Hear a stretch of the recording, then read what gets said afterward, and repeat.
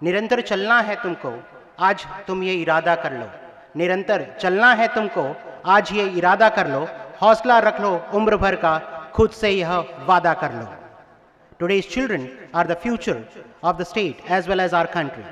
Brilliant faces that we are going to witness today, receiving awards and exhibiting their talents, will grow up and become good citizens of our beloved nation tomorrow. Now, I request Shri Pratap Singh Chauhan sir to come on the stage and enlighten this evening with their precious words. Please, sir.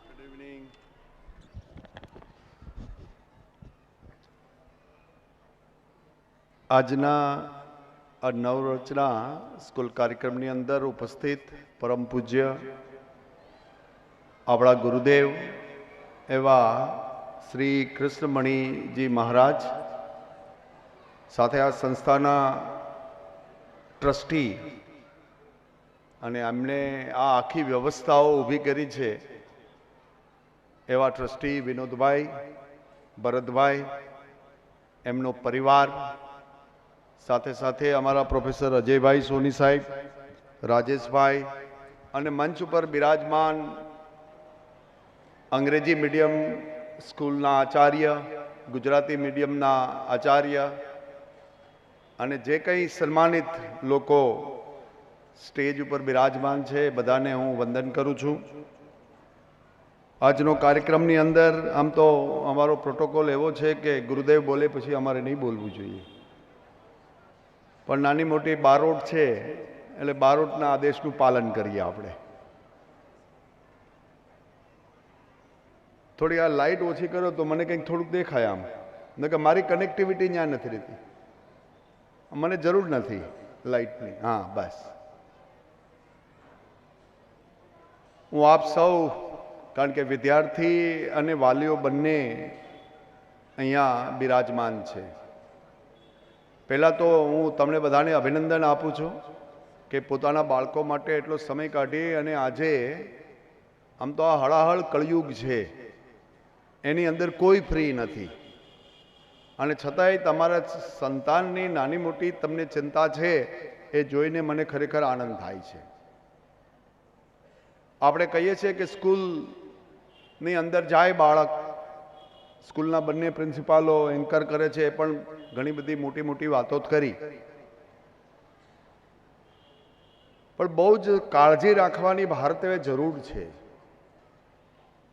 આખી દુનિયા, ગુરુદેવે કીધી કે આખી દુનિયા આના ઉપર નજર નાખીને બેઠી છે કે ભારત શું કરી રહ્યું છે, અને ત્યારે 142 કરોડની વસ્તી, એમાંથી 80-90 કરોડ લોકો કામ કરી શકે એવા છે, યુવાન છે. અને આપણા ગુજરાતના પનોતા પુત્ર સન્માનીય વડાપ્રધાન આખા દેશની ગતિને એક તરફના પ્રવાહમાં લઈ જઈ રહી છે. નાના મોટા રાગજગતા કરવાવાળા લોકો હોય, પણ એમણે કીધું વાત ગુરુદેવની એકદમ સાચી છે કે જો યુદ્ધ આવી પડે તો પૂરી ક્ષમતાથી લડવું જોઈએ, આપણે સામેથી ઊભું નહીં કરવું જોઈએ. ભગવાન કૃષ્ણએ ઘણો પ્રયાસ કર્યો હતો કે આ મહાભારતનું યુદ્ધ અટકે, પણ નહોતું અટક્યું. એટલે જીવનની અંદર પણ પરિસ્થિતિ ઘણી વખત સામેથી આવી જાય છે, તો એની પૂર્ણ કક્ષાએ એનો સામનો કરવો જોઈએ. સંઘર્ષની અંદરથી જ તમને શાંતિનો એ મંત્ર મળી શકે. બાળકને પણ એવું તૈયાર કરવું જોઈએ, એવા સંસ્કાર આપવા જોઈએ કે નાની નાની બાબતોની અંદર એ રિસાઈ જાય. એને એટલી બધી મા બાપ સગવડો આપે છે, અમને તો મારતા હતા અને એટલે હું તમારી સામે ઊભ્યો છું, અને વાંચતા વાંચતા પણ જો સૂઈ ગયા હોય તો એક ફડાકો પડે તો એ જ આંખ ખુલે, એનું બાળક ભણી શકે. હવે આપણે તો એને એટલો બધો લાડ કરી રહ્યા છે કે એને સંઘર્ષ એના જીવનમાંથી સંપૂર્ણ કાઢી નાખ્યો છે. એ કમ્ફર્ટ હોવો જોઈએ, એને તકલીફ ન પડવી જોઈએ, એ ચાલવા પણ ન જાય, એ રમવા પણ ન જાય. અમે તો ચોરિયાઓ રમવા ઉયા જતા હતા, મા બાપો વાહે દોડતા હોય એવી પરિસ્થિતિની અંદર. એનું કારણ છે કે માણસ જો સાહસિક નહીં બને, અંદરથી બાળકને આ કોઈ પણ ગુણ તમે ખીલવા નહીં દયો, તો એ ઘરની અંદર બેઠો બેઠો આ મોબાઈલની અંદર એના આંગળા મોટા થઈ જાય.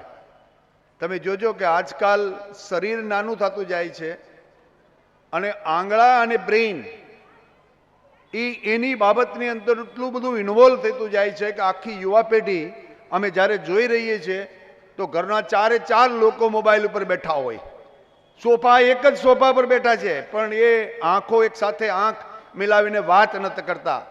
સંવેદના ધીરે ધીરે ધીરે ધીરે નીકળવા માંડી છે. મોબાઈલ ખરાબ છે એવું પણ નથી, એમાં સારું હોય લો, પણ દિવસના 10 કલાક તમે સ્ક્રીનની અંદર રહેતા હો તો એ સમાજનું કંઈ જ કરી શકે નહીં, બાળકમાં કંઈ થઈ શકે નહીં. બીજી વાત કે બાળકને સમજો, બાળકને સાંભળો.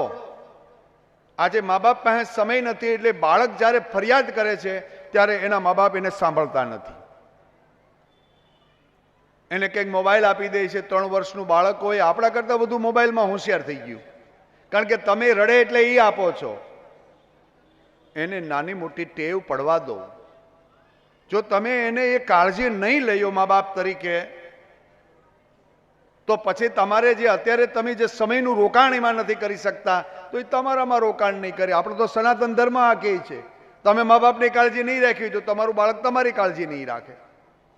આપણે એકબીજાની કાળજી રાખીને, ભારત કોના માટે વિખ્યાત કે ભારતની સંયુક્ત પ્રથા, આપણા સંસ્કારો, આપણો પ્રકૃતિ સાથેનો નાતો, આપણી અહીંયા એ વસ્તુ છે કે બધાનું કલ્યાણમાં મારું કલ્યાણ છે, બીજાની પીડા ઓછી કરવી, આપણે તપસ્વી રહેવું, આપણે ભોગ અને વિલાસમાં નહીં રહેવું. ભોગ અને વિલાસમાં એટલા માટે નહીં રહેવું જોઈએ કે તપસ્વી તો જ તમે રહી શકો, અને તપસ્વી માણસ છે એ સંઘર્ષની અંદર આગળ વધતો વધતો આગળ વધતો જાય. નાની મોટી પીડા આવે તો પછી એમ કહે કે આ તો હરિએ જે વિચાર કર્યો હશે એ હરિનું ખરું. ગામડાનો ખેડૂત ભારતનો એ પણ એવો છે કે જ્યારે વરસાદ ખૂબ પડી જાય, એનો ક્રોપ ને બધો માલ સામાન ને બધું બગડી જાય તોય કહે છે કે હરિની જેવી ઈચ્છા. આપણે એવા તરફ આગળ વધી રહ્યા છે હવે કે આપણે શું કરવા માંગીએ છીએ, આપણી મહત્વાકાંક્ષા શું છે, બાળકને સમજો. એની પરિસ્થિતિ અને શિક્ષણની વ્યવસ્થા પણ એવી રહી નથી કે સેમેસ્ટર સિસ્ટમ આવ્યું, 45 દિવસનું સેશન અમારા અધ્યાપકો પૂરું કરી દે, ફટાફટ સિલેબસ પૂરો થાય છે. એનું ગણતર નથી થતું. એ ખાલી પુસ્તકનું જ્ઞાન લઈ, એ મેરિટના માર્ક્સ લઈ, એનું જીવનનું ચરિત્ર નિર્માણ જે થવું જોઈએ એ થતું નથી. અને એને કારણે એને નાની મોટી સમસ્યા આવે એટલે બાળક તરત જ રિસાઈને ભાગે છે. એકાદ વખત રિસાઈ જાય તો રિસાવા દેવું જોઈએ એને, એ એનો બાળકનો અધિકાર છે. પણ તમારે એના નાની નાની બાબતોની ખાસ કરીને આપણી માતાઓએ એમણે તો ખાસ ધ્યાન રાખવું જોઈએ કે નાનું મોટું પણ કંઈક કરે, એના શબ્દો, એની વ્યવસ્થાઓ, એ સ્કૂલથી આવે તો એના બૂટ એની જગ્યાએ જ મૂકે, એની કાળજી મા બાપે લેવી જ જોઈએ. હવે દફતર ફેંકે તો પછી મોટો થઈને એ જ કરે ને, એ બીજું શું કરે? તમે એની જો ચિંતા નહીં કરો તો એ સમાજની અંદર ઉપયોગી નથી. અને બાળક જ્યારે ફરિયાદ કરે તો એને રોકો કે ફરિયાદી માણસ છે કશું જ કરી શકતો નથી, આખું જીવન ફરિયાદમાં જ નીકાળી શકે, એમાં સદભાવના આવે જ નહીં, એમાં દુર્ભાવ જ થતો જાય. અને દુર્ભાવનું આ સર્કલ એટલું બધું મોટું થઈ જાય કે પછી તમે 20 વર્ષ પછી વાળો તો એ વળી ન શકે. તમારે એને હકારાત્મક બનાવવો પડે. અને એના માટે શિક્ષક કોણ? માં એ પહેલી શિક્ષક છે. માં એને પ્રેમે આપે, કરુણા પણ આપે, અને બાપ છે એને હિંમત અને નિર્ભયતા આપે. અને શિક્ષક પણ એવો જ હોવો જોઈએ. હવે શિક્ષક અમે બધા વેતન ભોગી થઈ ગયા, વેતન લઈ અને અમે ભણાવવા વળી ગયા, એટલે વેતન લઈએ એટલું ભણાવતા નથી, એટલે તમારો સદભાવ તો આમાં પણ નથી. જ્યારે તમને સદગુણો દેવાની વાત આવે તો પહેલાના જમાનાની અંદર આપણા ગુરુદેવો કશું જ રાજ આશ્રિત કશું લેતા નહોતા, અને સમાજની અંદરથી જે કંઈ આવતું હતું એના આધારે એનો આશ્રમ અને ગુરુકુળ ચાલતા હતા. એટલે એમાં નિર્ભયતા હતી, એમાં શરમ નથી. એ રાજને પણ કહી શકતા હતા કે આ ન કરાય.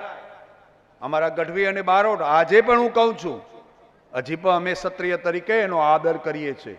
અમને જ્યારે પણ કહે ત્યારે ગઢવી કે અમારા બારોટ કહે એનો આદેશ આ 21મી સદીમાં પણ પાલન કરીએ છીએ. કારણ એની અંદર સનાતનના જે મૂલ્યો છે એ વૈજ્ઞાનિક મૂલ્યો એ પડ્યા છે. એ જો આચરણમાં અમે મૂકી દેશું તો 5% સ્ટાન્ડર્ડ એરરમાં ભૂલ ક્યાંક નીકળતી હશે, પણ 95% ભૂલ નહીં નીકળે. 95% સમાજનું હિત થાય.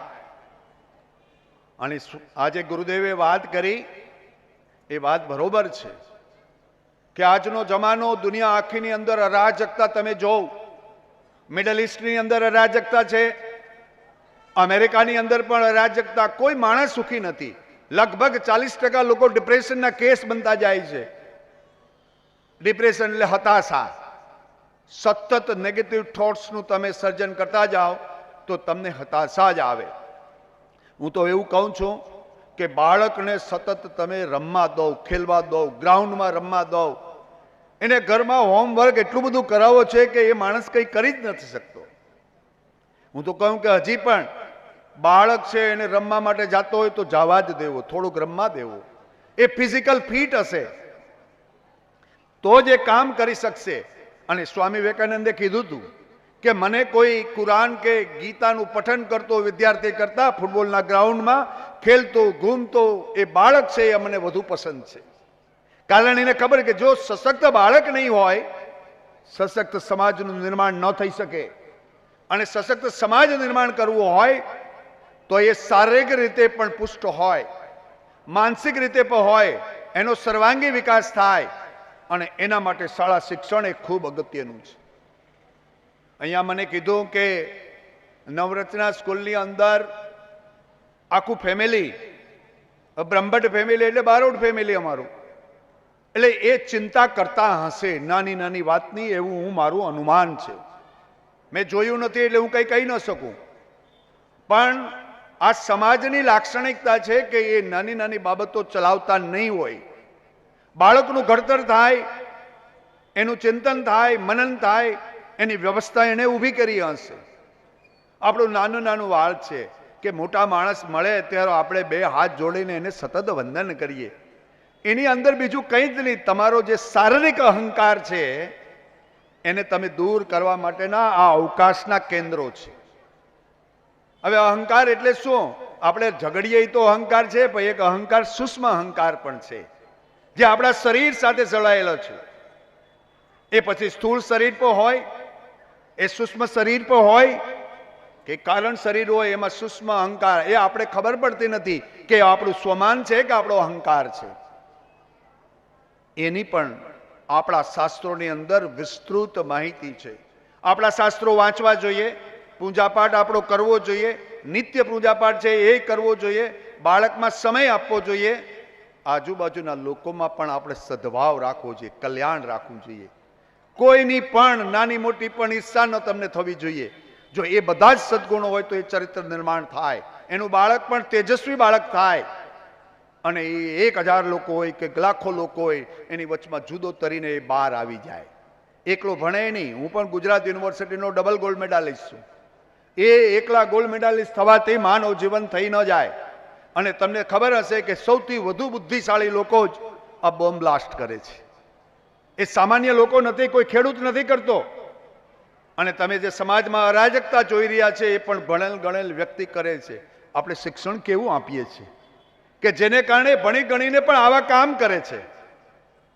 અને જે ખેડૂત છે એ ઈશ્વર ઉપર શ્રદ્ધા રાખે છે કે આ વખતે નથી થયું તો કાંઈ નહીં, આવતા વખતે થશે. મારો માલિક, મારો ઉપરવાળો મને આવતા વર્ષે દેશે. હરિની ઈચ્છા હશે તો થશે. અને આપણે કોઈનું માનવા વાળા નથી કે આમાં હરિ બીવું કંઈ છે જ નહીં. We are the powerful people. ભાઈ આપણે કશું જ પાવરફુલ નથી. એક ક્ષણ પછી તમારા હાથમાં નથી. જ્યારે એટલી બધી ક્ષણ ભંગુર આ આખું જીવન છે એમાં તમારો મારો અહંકાર ક્યાંથી ટકી શકે? તો હું મારા બધા જ વાલીઓ બેઠા છે, માતાઓ બેઠા છે, માતાઓને કહું છું કે બાળકની નાની નાની બાબતની કાળજી લો. ખૂબ કાળજી લેવાની બાળકની જરૂર છે. આ 21મી સદીની અંદર બાળક ક્યાં ફંટાઈ જાય છે 12 વર્ષે 18 વર્ષે એ તમને ને મને ખબર પડતી નથી, ને જ્યારે ખબર પડે ત્યારે એ બહુ જ મોડું થઈ ગયું હોય. પછી બાળક માને નહીં. અને મા બાપે પણ એ ધ્યાન રાખવાની જરૂર છે કે ઘરમાં જ્યારે વ્યવહાર કરે, પોતાના પત્ની અથવા પત્ની છે એ પતિ સાથે વ્યવહાર કરે ત્યારે તૂતા ન કરો. તમે જેવું બોલશો એ જ તમારો બાળક તમારી પાઠશાળામાંથી શીખશે, અને એ જ તમારી સામે પણ બોલશે. ત્યારે તમને થાય કે આ ક્યાંથી શીખ્યો? એ તમારા બંનેને કારણે શીખ્યો છે, એ આજુબાજુના વાતાવરણને કારણે શીખ્યો છે. અને જ્યારે અજુકતું બોલે ત્યારે મા બાપે એને રોકવો જોઈએ, અને એ રોકતા નથી. એનું પરિણામ આપણે બધા ભોગવી રહ્યા છે. હું આપ સૌને કોલેજ, આપણી સ્કૂલ છે એમના બધા ટ્રસ્ટીઓને પણ અભિનંદન આપું છું કે મારા જેવો શિક્ષક તો, હું તો હાયર એજ્યુકેશનનો શિક્ષક છું, હું તો મોટા વિદ્યાર્થીને ભણાવું છું, પણ મેં કીધું નાના બાળકો કરતાં એના મા બાપને કંઈક નાની બે વાતો કરી દઉં. કદાચ એના મા બાપમાંથી ક્યાંય વીજળીનો ચમકારે એકાદ ચમકારો એને થઈ જાય, અને પાનબાઈનું જે ભજન છે, વીજળીને ચમકારે મોતીડા તું પોરાઈ લે, કદાચ તમારા જીવનની અંદર એ નાનો મોટો ચમકાર થઈ જાય તો એ બાળકનું જીવન સુધરી જશે. અને એક બાળક સુધરી જશે તો એ રાષ્ટ્ર માટે સંપત્તિ બની જશે. અને તમે ને હું, ભારત એટલે લોકો રાહ જોઈને બેઠા છે, ભારતને બગાડવા માટે પણ રાહ જોઈને બેઠા છે.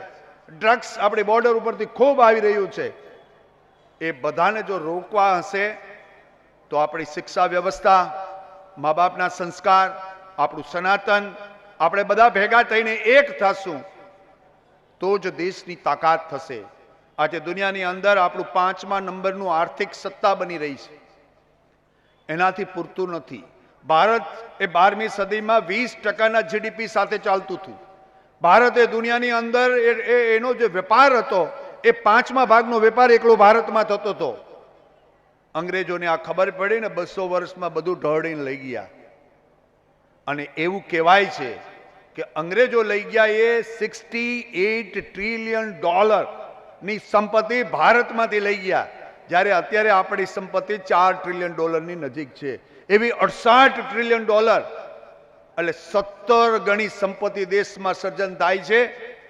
આ અંગ્રેજો બુદ્ધિશાળી લોકો અહીંથી લઈ ગયા અને તમને ને મને ઝઘડાવે કર્યા. જાતિમાં, ધર્મમાં, ભેદમાં, વર્ણમાં, વ્યવસ્થાઓમાં ઝઘડાવ્યા કર્યા. અને હજી એમાંથી તમે ને હું 12 આઝાદીના 75 વર્ષ પછી પણ નીકળી નથી શક્યા. તો હું આપ સૌને કહું કે આપણે બધા એક થાઈએ. આપણી આજુબાજુમાં કયો રહ્યો એને પેલા જ્ઞાતિ ન પૂછીએ, ક્યાંનો છે એના કરતાં એ માનવ છે. એ તમારા જેવો, તમારામાં જે જીવ છે, જે પરમ તત્વ એ તમને આપ્યું છે એ જ એને આપ્યું છે. એની જાતિ, એની નાતિ, અને વર્ણ અને આશ્રમની વ્યવસ્થાઓ હતી, એને આપણે બહુ એકદમ કંઠસ્થ કરી લીધી છે. આઝાદીના એટલા વર્ષો પછી આપણે બધાએ એક થવું જોઈએ અને આ રાષ્ટ્રના નિર્માણમાં તમારે ને મારે કામ કરવું જોઈએ. આપ સૌને વંદન કરી મારી વાણીને વિરામ આપું છું. ભારત માતા કી જય. વંદે માતરમ.